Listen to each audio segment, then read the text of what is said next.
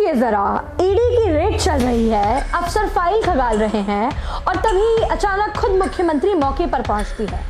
अफसर से फाइल छीनी जाती है और पूरा सीन कैमरे के सामने आ जाता है।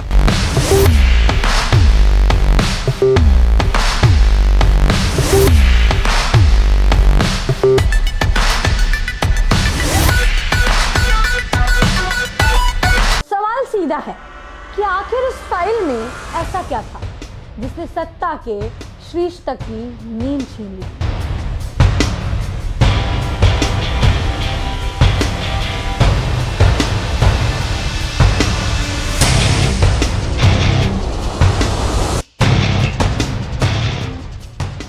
नमस्कार दोस्तों, आज के इस वीडियो में हम बात करेंगे ईडी रेड की, जिसमें ईडी ने आईपैक ऑफिस में रेड की और इस रेड से जुड़े उस विवाद की जिसका सीधा संबंध पश्चिम बंगाल की मुख्यमंत्री ममता बनर्जी से है और जिसने देश की राजनीति में भूचाल ला दिया। और विस्तार में चर्चा करने से पहले चलिए आपको पहले बताती हूँ कि आईपैक क्या है। आईपैक एक पॉलिटिकल कंसल्टेंसी फर्म है जिसकी शुरुआत प्रशांत किशोर ने की थी। हालांकि प्रशांत किशोर ने 2021 में इस कंसल्टेंसी से अपना रिश्ता खत्म कर लिया था और अब इस कंसल्टेंसी को प्रतीक जैन संभालते थे, जो कोलकाता में स्थित है। आईपैक ऑफिस पर ईडी की रेड कैसे हुई? खबरों के मुताबिक प्रवर्तन निदेशालय यानी ईडी ने आईपैक से जुड़े एक ऑफिस पर रेड की। आरोप ये था कि वहाँ कुछ फाइलें हैं जिनमें कोयला घोटाले से जुड़ा डेटा मौजूद है और इस रेड से ईडी उन दस्तावेजों तक पहुँच सकती थी जिन्हें ममता बनर्जी लेकर भाग गई और इसी वजह से ईडी ने आईपैक के ऑफिस में रेड की। ईडी का कहना था कि ये जो दस्तावेज हैं ये सरकारी सिस्टम से जुड़े हो सकते हैं और इनकी जांच जरूरी है। जैसे ही रेड शुरू हुई,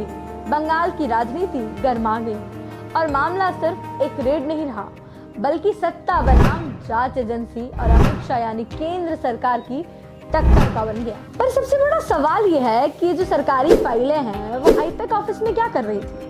ये तो एक पॉलिटिकल कंसल्टेंसी है ना। तो ईडी का मानना है ये जो कोयला घोटाला हुआ है उसकी काफी सारी डिटेल्स इन फाइलों में है और ममता बनर्जी ने तो आरोप लगाया है कि बीजेपी चुनाव नहीं जीत सकती तो वो फाइल और स्ट्रेटेजी चुराने में लग जाती है। उनका कहना है कि इन फाइलों के जरिए बंगाल सरकार की योजनाएं, vote management, booth level data के साथ साथ टीएमसी की चुनाव रणनीति चुराने की कोशिश की जा रही है, जो ममता बनर्जी होने निकली। लेकिन सच्चाई क्या है ये तो शायद आप भी जानते हैं। बताया जा रहा है कि उन फाइलों में कई सरकारी फाइलें थी जिनमें टीएमसी के नेताओं द्वारा की गई मनी लॉन्ड्रिंग का पता चल सकता था और इसी कारण ममता बनर्जी खुद आकर इन फाइलों को छीन कर ले गई।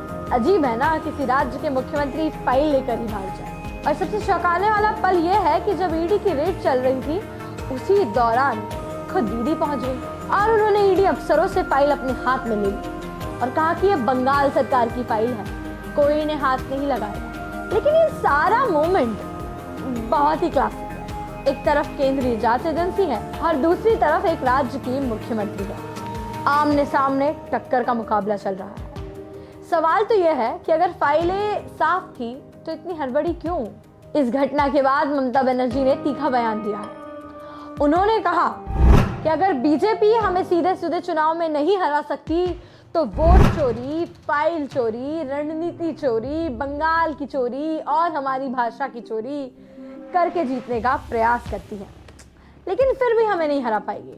और ममता बनर्जी का ये भी कहना है कि इसका पूरा नुकसान सिर्फ बीजेपी को ही होगा और 2026 के चुनाव में बीजेपी को 0 सीट मिलेगी। लेकिन ममता बनर्जी यहाँ भी नहीं रुकी। उन्होंने अमित शाह को नेस्टी और नॉटी भी कहा। उन्होंने बोला कि उनके पास एक पेन ड्राइव है जिसमें वो अमित शाह को भी एक्सपोज कर देगी। एक्सपोज का मामला चल रहा है बंगाल में। ममता ने इसे राजनीतिक बदले की कार्रवाई बताया है और कहा है कि ईडी का इस्तेमाल विपक्ष को डराने के लिए किया जा रहा है। अब पूरा देश भी जानना चाहता है कि आखिर उस फाइल में क्या था। क्या उसमें किसी गलत काम की जानकारी थी? क्या चुनावी डेटा का गलत इस्तेमाल करके बीजेपी टीएमसी को हराना चाहती थी या फिर एक कोयला लॉन्ड्रिंग से जुड़ी फाइल थी? और अगर सब कुछ सही था तो फाइल छीने जाने की नौबत क्यों आई? यही तो सवाल है जो इस पूरे मामले को और भी गंभीर बना दे रहा है। क्या जरूरत है ममता बनर्जी को किसी कंसल्टेंसी के ऑफिस में जाकर फाइल छीनने की? ईडी रेड, आईपैक ऑफिस और ममता बनर्जी की सीधी एंट्री, ये सिर्फ एक घटना नहीं थी बल्कि भारतीय राजनीति की उस सच्चाई की झलक है जहां सत्ता, एजेंसी और चुनावी रणनीतियां आमने सामने खड़ी है। सच क्या है ये तो जांच के बाद ही सामने आएगा। लेकिन सवालों से भागा नहीं जा सकता। आपको क्या लगता है? आप क्या सोचते हैं? क्या यहाँ राजनीतिक बदले की कार्रवाई थी या किसी बड़े खेल का पर्दाफाश? अपनी राय जरूर कमेंट में लिखकर बताइए। अभी के लिए इतना ही। हम लोग ऐसी और खबरें लेकर आते रहेंगे। आप लोग देखते रहिए TFC।